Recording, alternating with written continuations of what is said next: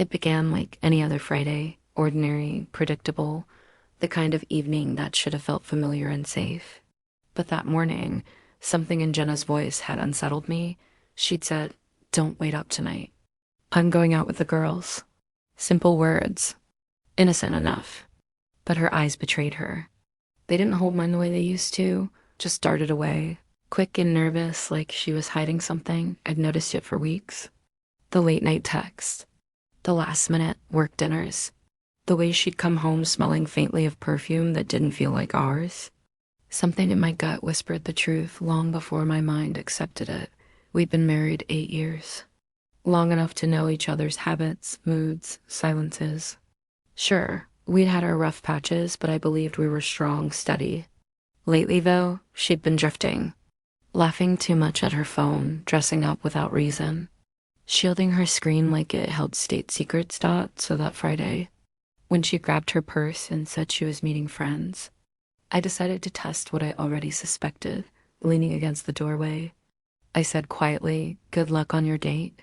She froze mid-motion, literally froze, hands suspended in the air, breath catching in her throat. Her eyes widened, and for a second, she forgot how to speak. "What did you say?" She stammered. I smiled like it was nothing. "Your date," I repeated. "You're certainly dressed for one." The silence that followed was heavy enough to choke on. Her pulse flickered visibly at her neck.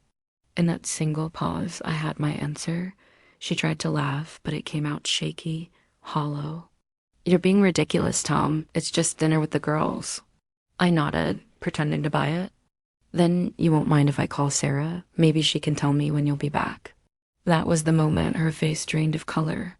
She's not coming tonight," she muttered. "She had to cancel." I raised an eyebrow. "That's odd," I said evenly. "I saw her post a photo an hour ago at home with her husband." Her facade cracked.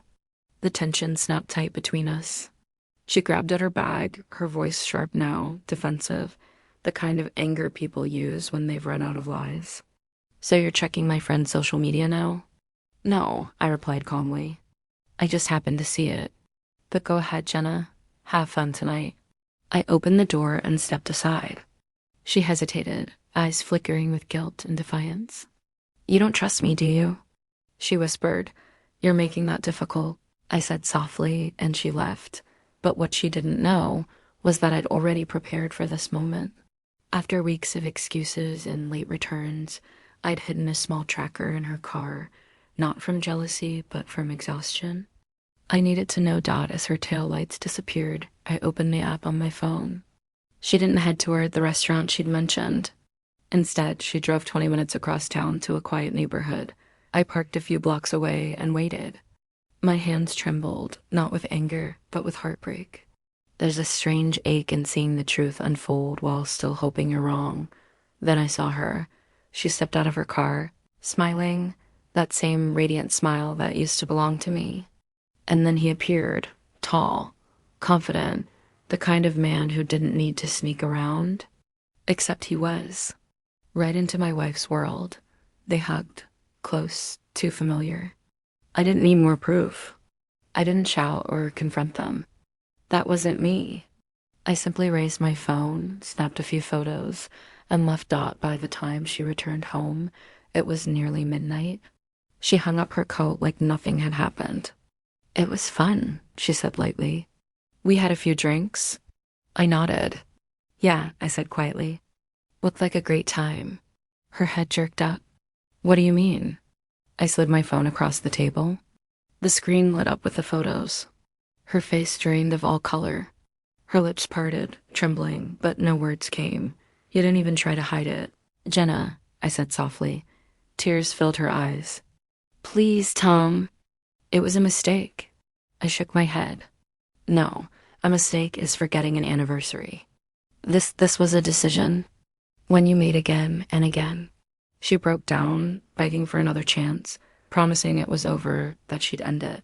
But my choice was already made. "I'm not going to yell," I told her. "I'm not going to make a scene. I'll just pack my things and go." She reached for my arm, desperate. "Please don't walk out." I looked her in the eye one last time. "I already did," I said. The moment I told you good luck and you panicked. In the end, I didn't expose her or scream. I simply left, because sometimes silence says more than any argument ever could.